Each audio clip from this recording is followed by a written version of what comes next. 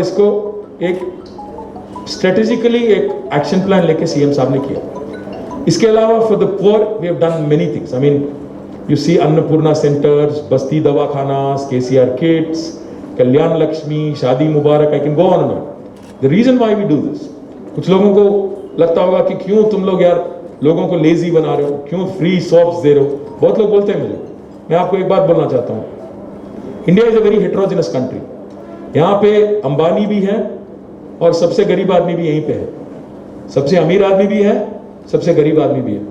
कोई भी सोसाइटी में एक फंडामेंटल बात होती है, अगर आप आपका वल्नरेबल सेक्शन का देखभाल ठीक से नहीं करते हो, अनरेस्ट आ जाता है। चोरी क्यों होती है, चेन स्नैचिंग क्यों होता है, कोई आदमी एंटी सोशल क्यों बनता है? क्योंकि रोजी रोटी नहीं मिलता या उसके लिए अपॉर्चुनिटी नहीं क्रिएट किए जाते हैं, उसकी देखभाल ठीक से नहीं किया जाता है। The fundamental responsibility of a government is ensuring that the vulnerable sections in the society, the below poverty line people are taken care of very well as you can.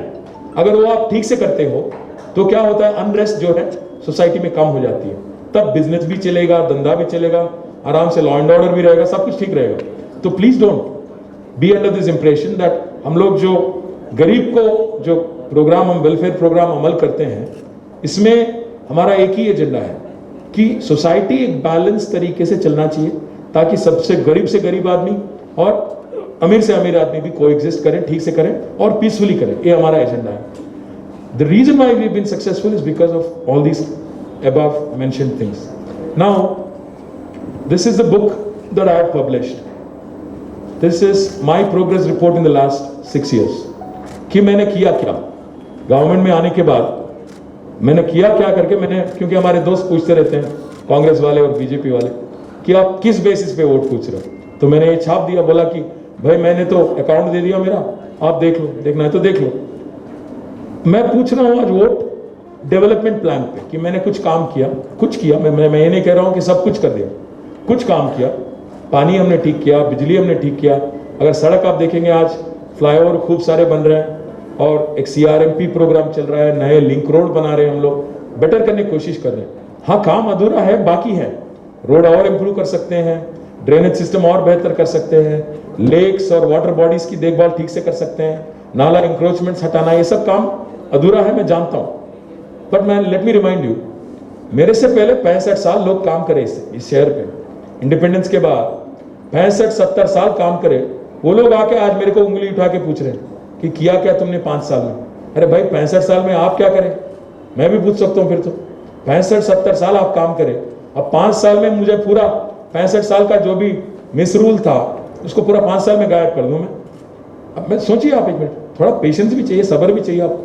So my request to you is, as fellow Hyderabadis and you know, the people who really write the destiny of our public representatives, my request to you is, I am accountable. I am saying this is what I have done. On this basis I am asking for a vote. मैं कह रहा हूँ कि मैंने एक काम किया, मैंने almost 67,000 करोड़ का काम मैंने किया हैदराबाद में पिछले 5-6 सालों में, और इस बेसिस पे मुझे वोट दीजिए, क्योंकि मैं और भी काम करना चाहता हूं, और भी आपका खिदमत करना चाहता हूं। ये मेरी आपसे रिक्वेस्ट है। और जो लोग हम पे आज कंटेस्ट कर रहे हैं, जो लोग ये कहते हैं कि TRS को वोट ना दो, मैं उनसे भी अपील करता हूं, कांग्रेस हो या बीजेपी हो, आप ये बताएं पहले कि आपने किया क्या कि आपको वोट दें, चाहे मजलिस भी हो, कि आपने किया क्या। आयशा यहीं पे, इसलिए मैं बोल रहा हूं, we are also competing against that. तो आपने पिछले 6 साल में क्या किया कि आपको वोट दिया जाए और हमें ना दिया जाए। मैं एक और बात भी आपको पूछना चाहता हूं, इसे कहना चाहता हूं। मैंने किशन रेड्डी साहब जो है यहाँ से सेंट्रल मिनिस्टर है, बीजेपी के NDA में है, तो मैंने उनको एक क्वेश्चन पोस्ट किया। मैंने कहा किशन भाई, मैं पिछले 6 साल में 67,000 करोड़ खर्च करके मैंने कुछ काम किया, मैं आपको दिखा सकता हूँ कहाँ ब्रिज बनाया, कहाँ अंडरपास बनाया, पानी का सहूलत कैसे मैंने इंप्रूव किया, बिजली का सहूलत कैसे मैंने इंप्रूव किया, ये मैं दिखा सकता हूँ। आप एक ऐसा चीज बताइए जो आपने किया पिछले 6 साल, एक चीज, मैं ज्यादा भी नहीं पूछूंगा, हैदराबाद के लिए, शहर हैदराबाद के लिए एक ऐसा चीज बताओ, एक, बस एक। मैं 100 दिखाऊंगा, आप एक दिखाओ। तो मालूम है किशन अन्ना क्या बोलते हैं मेरे को? Kishan Anna says everything you have done, मेरा उसमें शेयर है। तो मैं भी बोला भाई एक बार देख लेंगे, हिसाब किताब कर लेंगे। देखो मेरी मैथ में I am not a financial whiz, तो मैं बोला हमारे फाइनेंस सेक्रेटरी के साथ मैं बैठ गया। मैं पूछा भाई क्या हुआ क्या, पिछले 6 साल में तेलंगाना ने गवर्नमेंट ऑफ इंडिया को कितना दिया, गवर्नमेंट ऑफ इंडिया ने वापस हमें कितना दिया, ये बताओ।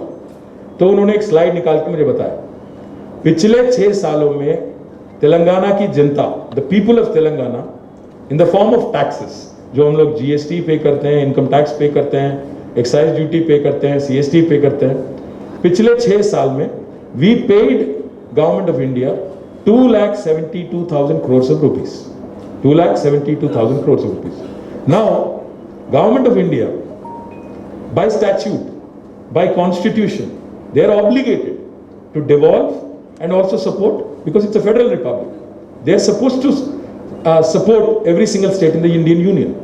So by devolution and through Finance Commission grants, they have given us in the last 6 years 1,40,000 crores. तो 2,72,000 करोड़ हमने उनको दिया, उन्होंने वापस हमें 1,40,000 करोड़ दिया। मतलब गया यहां से 1 रुपया, आया वापस 8 आना। अब अमित शाह साहब आते हैं हैदराबाद, कल आ रहे हैं, फिर कल परसों आ रहे हैं। मैंने सुना प्रधानमंत्री भी आ रहे हैं, अभी पता चला मुझे, परसों आ रहे हैं। नहीं मजाक नहीं कर रहा हूं, आ रहे हैं। गली इलेक्शन के लिए दिल्ली से लीडर आ रहे हैं, शायद डोनाल्ड ट्रंप भी आएंगे, देखो। तो अमित शाह साहब आते हैं यहाँ पे, आके बोलेंगे, आके बोलते हैं, इससे पहले बोल चुके हैं कि हमने तेलंगाना को 1 लाख करोड़ दिया।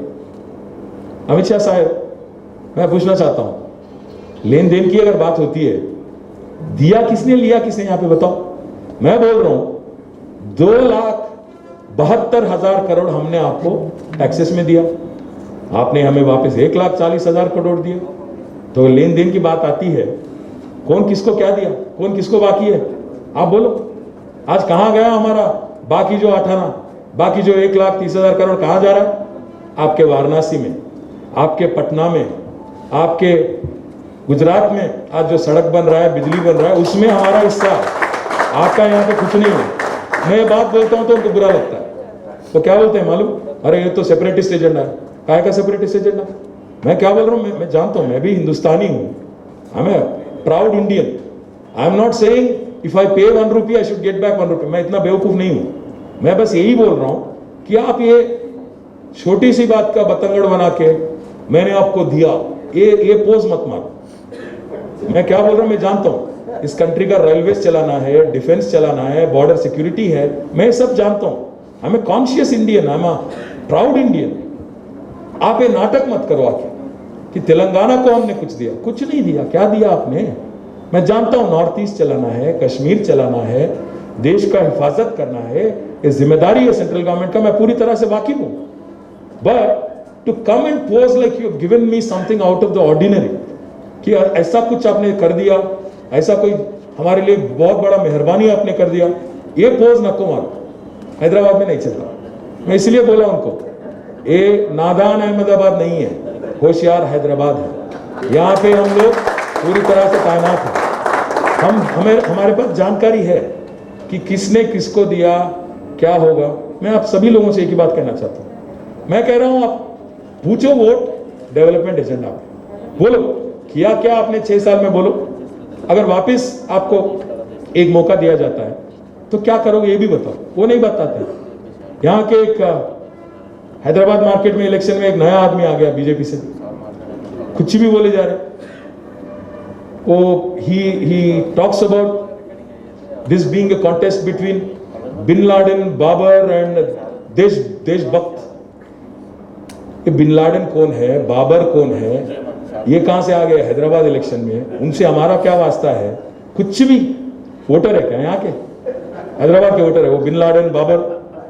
मतलब अब बात करो इश्यूज पे। सड़क कहां बनाओगे, ड्रेनेज कहां बनाओगे, पार्क कैसे बनाओगे? ये लोकल बॉडी इलेक्शन है भैया, बल्दिया के इलेक्शन है। कुछ भी बोलना, कुछ भी।